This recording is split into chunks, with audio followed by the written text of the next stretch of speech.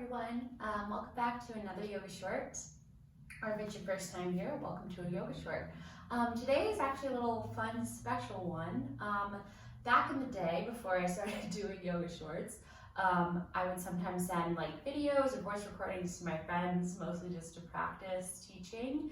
And this was a class that I made for my dear friend Michael, and he was like, I was just running, so this is kind of like something you could do after running. It'll open up the backs of the legs and just get everything that you need there. So thank you, Michael, for being my inspiration for this one.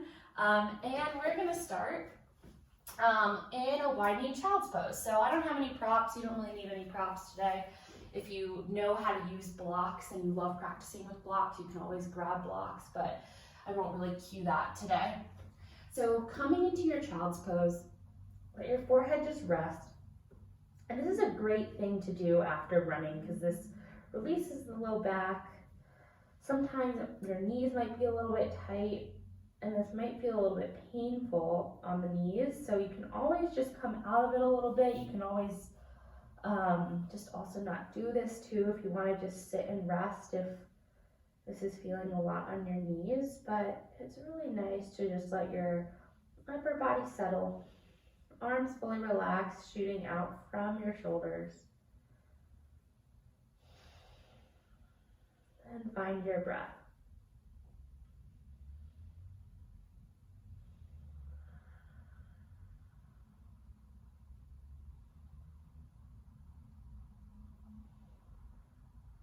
Take one more deep inhale and exhale, coming into the space.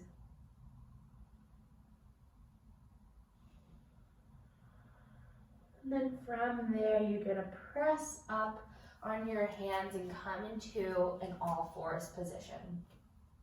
So hands are underneath your shoulders, knees are underneath your hips. And from here, we're just gonna take some cats and cows. So inhale as you arch and exhale as you round.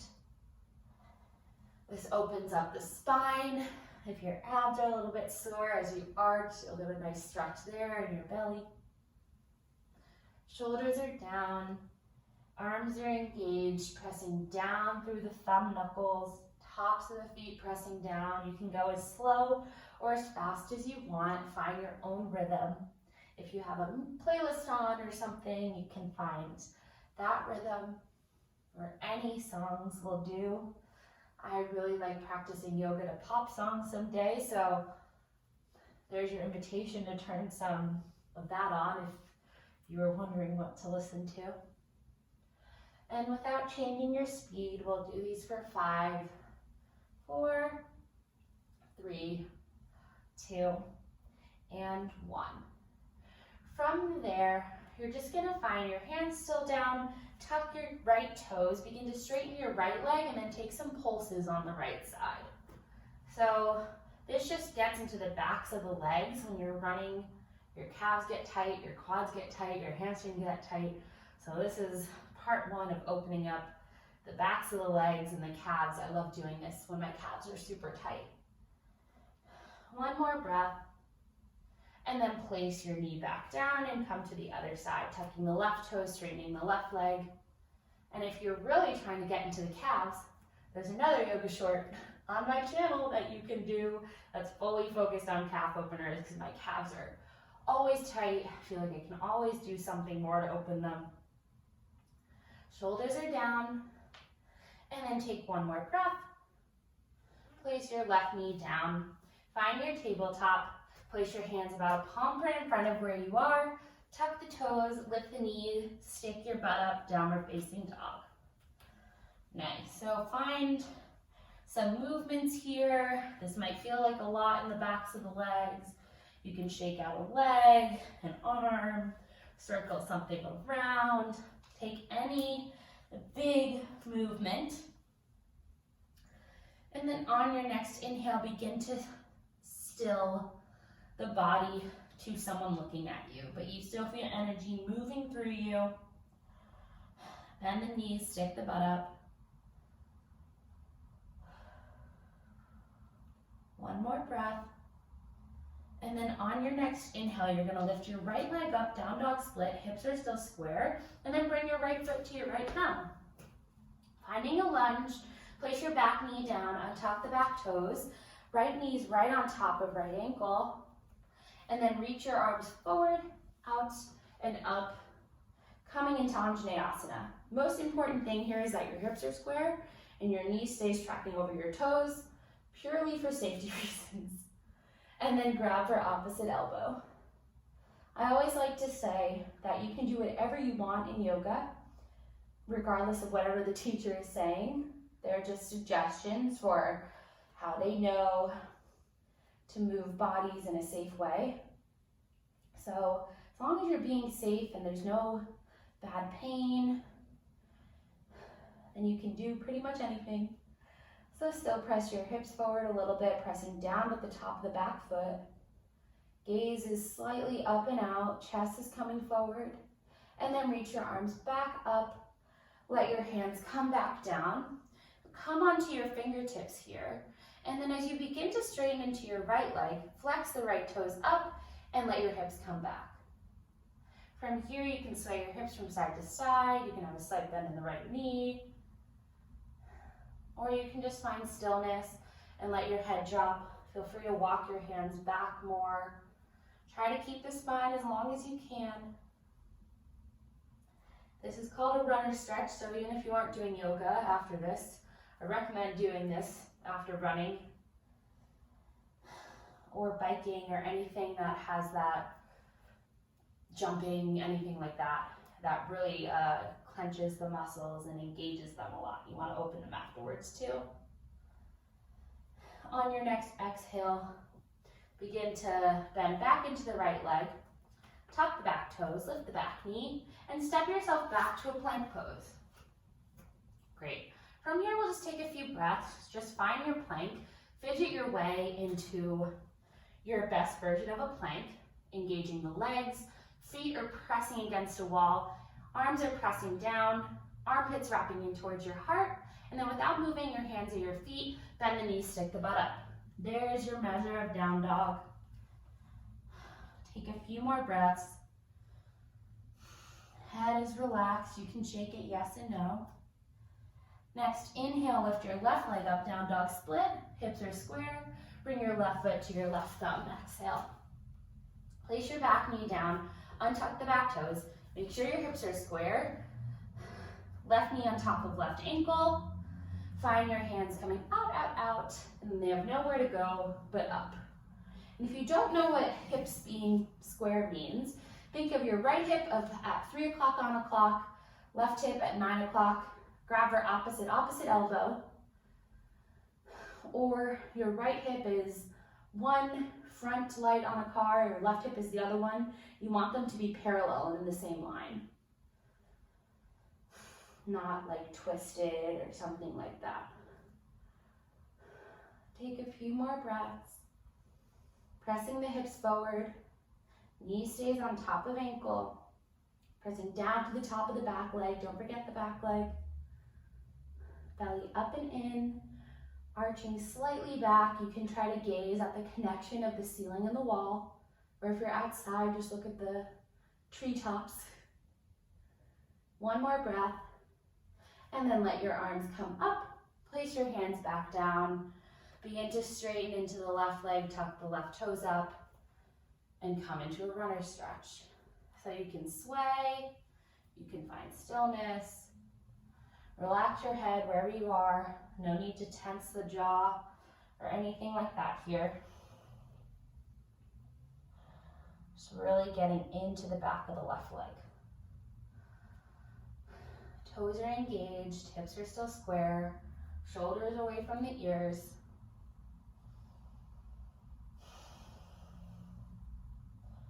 A few more breaths. Coming back to your breath, make sure you're not holding it, even when something feels a little bit difficult. And then place your left foot back down, tuck the back toes, lift the back knee, and once again, step yourself back to a plank pose. Cool, so a few breaths here. Find your measure, engage your core, belly into spine. Next exhale, bend the knees, stick the butt up, downward facing dog. Find your down dog, knees slightly bent, hands pressing down, butt sticking up. And then place your knees back down to the ground, come into that all fours position again. This time you're gonna flip your hands around 180 degrees. If that feels like a lot, just come to 90 degrees. Fingers either facing towards your knees or outer edges of the mat, and then take some circles. You really wanna think about your wrists pressing down. They can lift up when you come a little bit back, but still have them be parallel to the front of the mat. Elbows are slightly bent, and you're imagining that you're pulling your elbows away from one another. Head is relaxed. Still pressing down with the tops of the feet. I know there's a lot to think about, and then take circles to the left. Pressing down with the thumb side of the hand. Try not to fall into your pinky side. Engaging the arms, slight bend. Enough space for your chest to move through, relaxing the face. And then next, inhale, come back to center. Flip your hands around. Press your hands down. Great, let that sensation settle.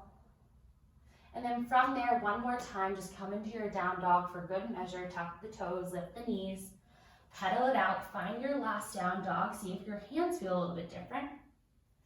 Bend the knees, stick the butt up, armpits wrapping in towards the heart. And then place your knees back down, sit to one side. And then you can still stay towards the front of your mat. Otherwise, come into cross-legged seat, or you can come into ankle to knee. So both feet are flexed in ankle to knee, and you have this nice isosceles or equilateral triangle depending on your legs. And you're gonna sit up super tall on your butt. So if you find yourself rounding like this, then just come into a cross-legged seat and sit up tall. Cool. From here, wherever you are, just walk yourself a little bit forward. We're getting into the hips now. Hips are another thing that gets super tight after running. So it's always good to open these guys up. Take a few more breaths.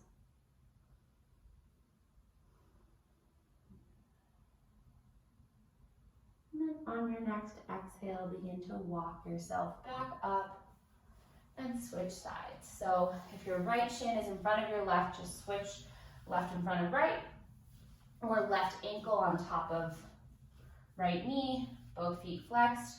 They're parallel on top of one another like an equal sign. Fingertips out, sit up super tall, and then walk yourself forward as much as you can. And you might feel this all up and down the thigh or the leg, and that's totally fine. That means that all those other parts need to open up a little bit more too, and there's nothing wrong with that. If swaying from side to side feels nice, go for it. Otherwise, you can just find yourself in a engaged resting pose.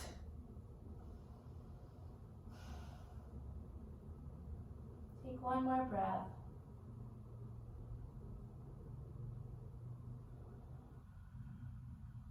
And then on your next exhale, begin to walk yourself back up.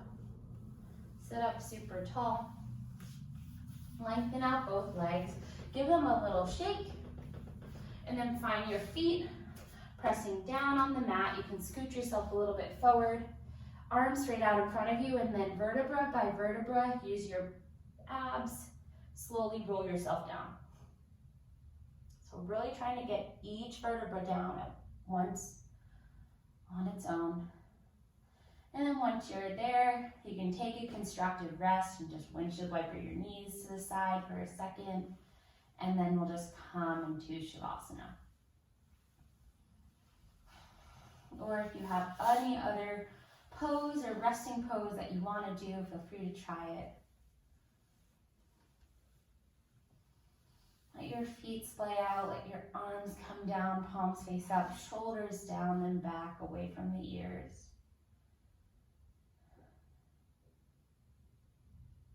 Find your breath.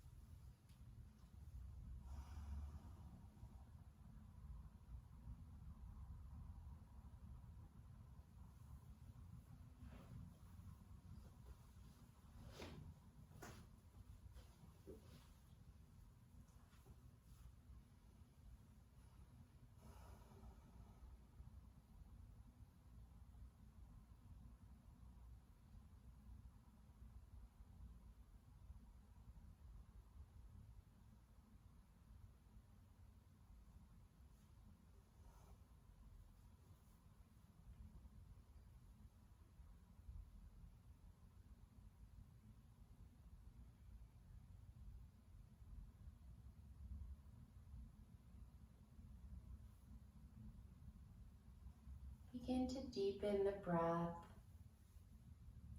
Keeping your eyes closed, begin to bring some movement back into your fingers and your toes. And then whenever you're ready, roll on to either side. If you want to keep lying here and you have the time, just let the video play out and you can live your bliss. And when you're ready, you can come up to sit, keeping your eyes closed. Find your hands pressing together at the center of your chest. And find your breath here. Take a moment to give gratitude to your body for doing all it does for you. Yoga, running, jumping, anything else. Even those little things are truly magical, and we're grateful that we can move wherever we are, whenever we want to. We don't always take the time to recognize that, so now is the time. Finding your breath.